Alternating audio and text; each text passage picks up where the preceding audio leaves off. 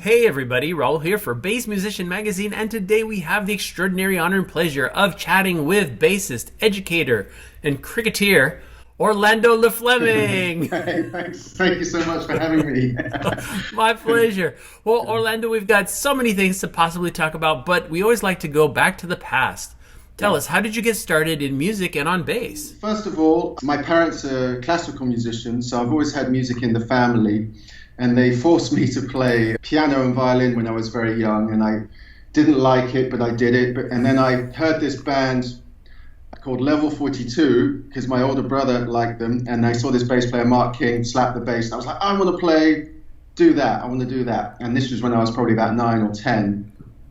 So I took up the electric bass and just played along to a lot of Level 42 records, and then it kind of progressed on to more sort of fusion jazz and Jaco Pastorius and Weather Report, and then I got into music college on a jazz course in London at the Royal Academy of Music, and I switched to upright. I started playing upright bass then when I was about 18 or 19 and knuckled down and really got that together. So I've been fortunate enough to have, music in my family, and my parents had a big, they always took me to classical concerts, and they always had jazz going on, and so so that's basically a very brief history. There you go.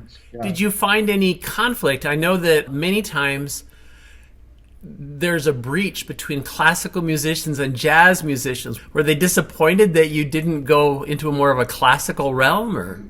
Not really. My mother is a great classical cellist, and she still regrets that I don't play great classical upright bass. I'm not great, but it's no pressure. They were very supportive in what I wanted to do, and they bought me my first bass guitar, and they sought out the teachers that would help me, and so they were great. I can tell you that it did help having that classical discipline to apply to something that I had fun with. And I think about that a lot with my kids now, is how do you make something fun but give them the discipline to get technically good on an instrument. And with that classical sort of background, I knew that you had to play your scales, you had to really work at it, and it wasn't always fun. So, combining that with the fun stuff, was lucky, and really helped me get further than just sort of having fun on the instrument, But it's a really hard balance to find, It is challenging because I think education evolves as well, and with a lot of the conservatory kind of training and classical kind of stuff, you will find a rigidity where what they're looking for is for you to perform what's on the paper in front of you exactly as it is.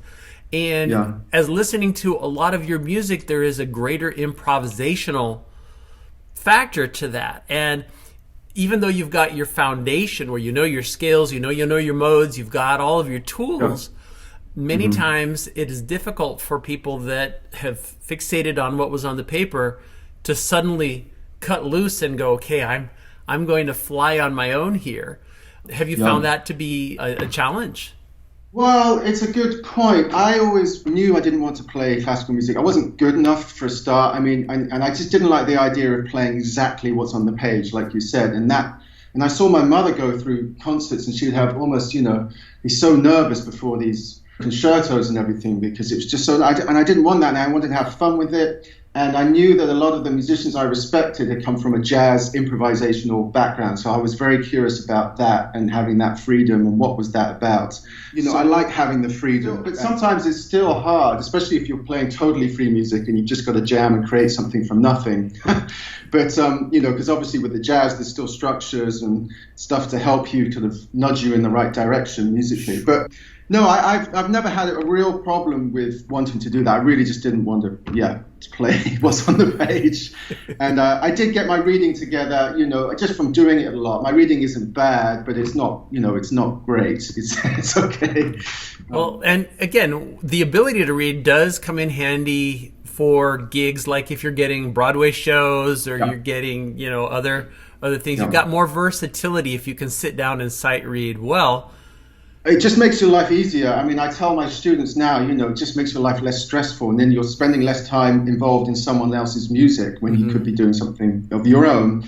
If you're spending, 3 days trying to play one passage, So yeah, it just makes your life easier, and Although there are obviously people who don't, the music that they play, they don't need to be able to read or anything. But yeah, I'm a sideman. For most of my career, I've been a sideman session player, playing different situations, and it's just one of those things I had to get together.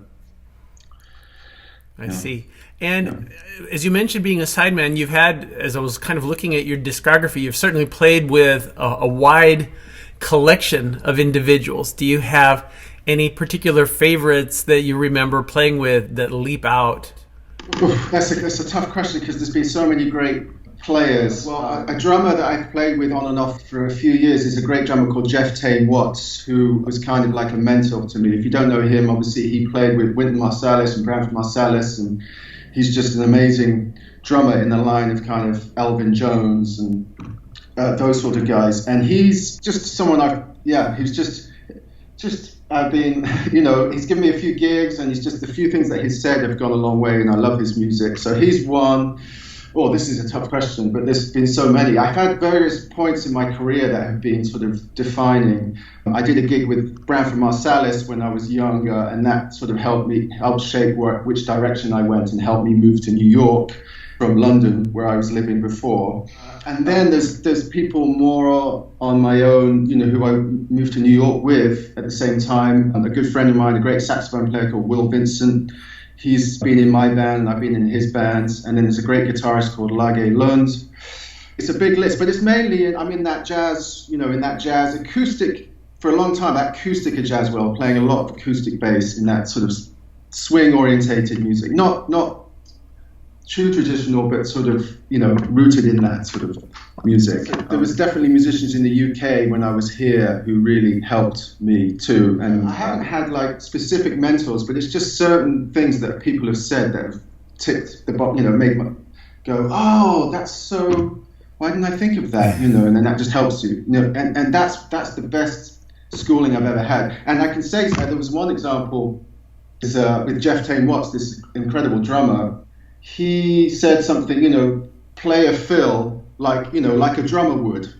And I was like, what notes work with this, scale. And I was like, oh, that makes perfect sense. If I just go ba-da, boom, boom, then you feel the rhythm and you can get away with some of the notes and you can just get the rhythm in the pocket, So just thinking of things like a drummer would and all that sort of thing has, been really helpful for me and just came from little things that people said.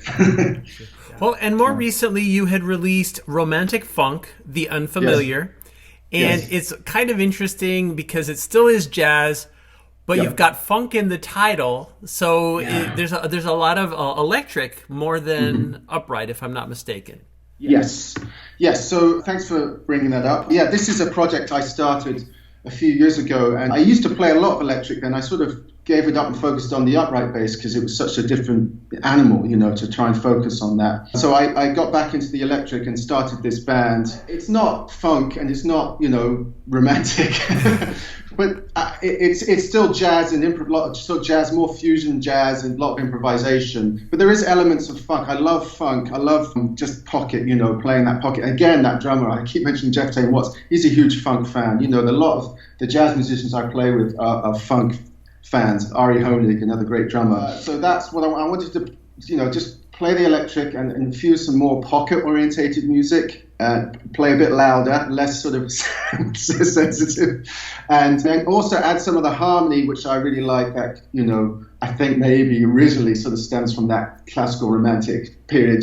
Just some nice harmonies with some groove, and with the improvisation that I've learnt in my jazz world. So there is a lot of improvisation, a lot of using your ears, and a lot of unprescribed stuff, as well as prescribed music, if you know what I mean. So, so I'm really happy with that project. And even though I've done 2 albums, although it's very tough, we're working on some touring in Europe and stuff in the new year. So that's exciting for me. Yeah. And I write all the tunes, and I love just being the producer. As a sideman bass player, I love it too, but you spend your life obviously just playing other people's music and doing what they say and learning it. And I've never been in a rock band or something where it's all equal, and you're all kind of contributing the original music. But so with this project, it's my first chance really to get, be a producer, write the material, and get my favorite musicians and get the best out of my favorite musicians, which I really love doing. So I play a bit, but I'm not like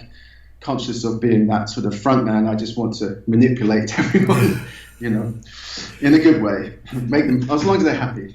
There you go. Well, a lot of times bass players are musical directors, and so Yes. kind of depending on the size of your group, which takes me to the Owl Trio. Now, as much influence that you've mentioned drummers, this is a drumless trio.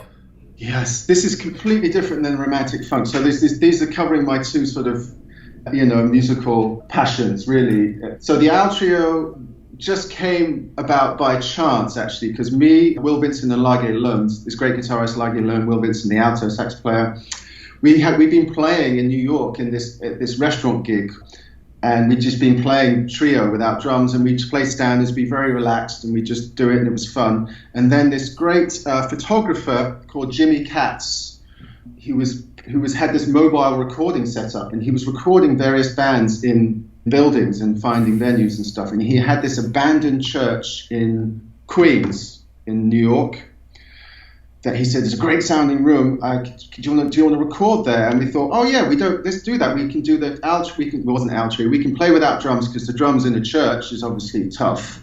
And let's see what happens." So we literally turned up to the church and not really prepared any music, and just played standards that we knew, jazz standards, maybe some more obscure ones. We played some free music too, just sort of improvising, just little sketches of free tunes and interspersed them with standards. And it came out really nicely, really well. So we've done a couple more albums actually, and I like playing without drums. I've worked a lot on my rhythm and time, and I feel like, I've got quite spoiled with drummers, especially being in New York. I was in New York for 17 years, and I got to play with like just everyone there, which was incredible. So I'm quite spoiled with drummers, so I'm a bit picky. And I like the fact of being responsible for the time without anyone supporting me, and also obviously having that intimacy when you don't have the drums, because then the other musicians are really focusing on the bass too, because I don't have the drums to distract them. So that's really nice about the Owl Trio. It's intimate, and we've done a couple of records. We released this vinyl only record on Nouvelle Records, which is going to be released on streaming very soon, and it has a couple of tracks with the vocalist Kurt Elling. So that's our latest album, basically. But it's a nice project, an antidote to romantic funk. And just on upright, I'm just playing upright. There you go. Yeah. Well, it does force the percussive element of the bass. Again, the bass is the instrument that has both the percussive elements and its harmonious side. Yeah. So they depend entirely on you for that percussive portion, which is a very unique situation. This brings us to a good point as far as gear. How are you getting your sound? What are you playing on? Oh, good question. Well, now with my upright bass, it's just I have really just an old German bass. It's about 100 years old, which is just more like a old workhorse bass. It's a nice bass, but it's just like an old Juzek type bass. I don't know the actual make, which is not written inside it, but it's a pretty old bass. But for years I was using this Hawks double bass, which is great big, a big wider bodied bass, which had more of a low end. But actually, that was sound-wise, I found in the jazz world that low end was getting in the way with the low drums, because with the jazz world, the drums open their tuning a lot, and there's a lot of murkiness down. So anyway, so I'm playing a smaller bass now. It's an old German bass, it's nice, and it's got a fairly pointy sound, good attack on it. And on electric, I use Moulin basses. YJ Young Park, I think I'm getting his name right. He makes these amazing basses. He's based in Korea, South Korea. I use a 60s type jazz bass that he's made, and he makes the pickups and does everything. And then I have a 5-string of his, which is again like a 60s style jazz bass. And then I have a P bass. so it's Moulin is basically my main person for my electrics, and then amplifiers. If I'm playing electric, I use Aguilar, and then really acoustically, I have to say, on acoustic bass, my preferred setup, if it's possible, is just to use a mic and have it coming through the monitors up high, and so it's something that's very tricky But it depends on the situation. If it's an acoustic trio and there's pianos, that's fine. But then if there's guitars with volume knobs and and loud drummers, then it's very tricky. And I do love the Aguilar DB 750 one. For that, if it's loud, if I'm playing loud acoustic bass, then that's nice. And then that's basically. I'm not really a massive gearhead, as mainly I play just as much acoustic as electric. So I've kind of been, doing both. Yeah. And do you have a preference in strings? On the upright bass, I haven't found a set that I've liked. So I have on the E, A, D. I better get the notes right. I've played long enough. I have the Tomastic Spiracore strings, which are very common, nice-sounding steel string for upright bass. But I've always wanted a less whiny G string, because on the upright bass you can get kind of more of a nasally sound on that G string. So I have a Parastro Corda gut on the G string, which I love. It's a bit quieter, but it has a warm tone. It has a warmer sound for those notes up around the F and the E and the E flat on the G string. And it bows okay too. For a gut string, it bows okay. So that's my preferred setup right now, although I'm not endorsed by any of them. I don't mind, but it's just that I haven't found a whole set that I've actually really liked. On the electric basis, again, it's I've been switching between DR lowriders, and then I've just put some flat rounds on my jazz bass because I tend to get quite a growly sound because of my calluses from my upright playing. So sure. It's tend to sound a bit. So I'm trying to mellow it out a bit more. So I'm experimenting more. I had labella flats, for a while and stuff. So, but I go through phases. I'm just not. Sure. Just figuring it out.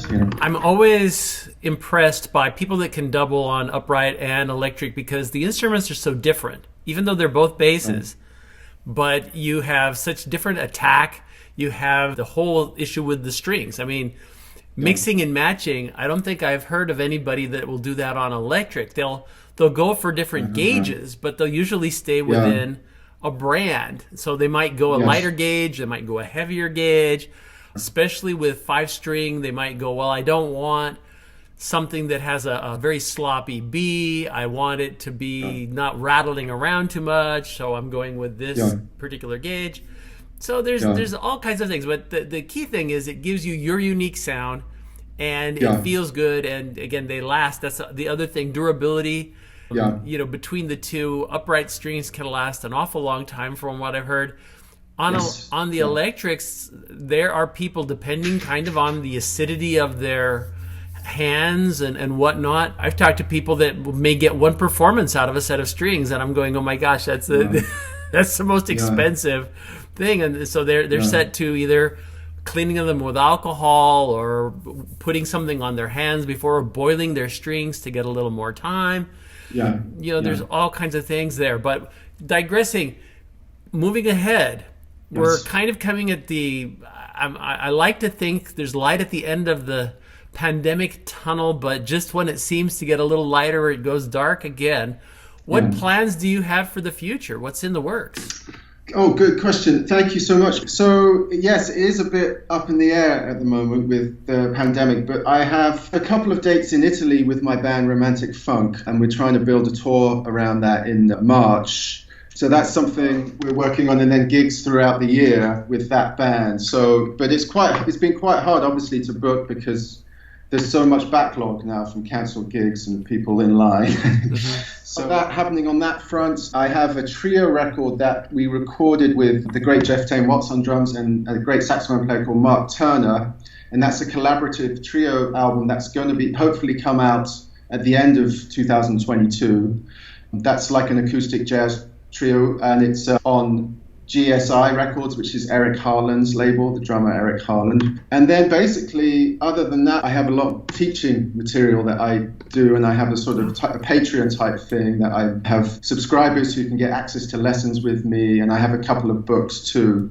And I'm teaching at the Royal Academy of Music in London sporadically too. So that sort of keeps me off the streets.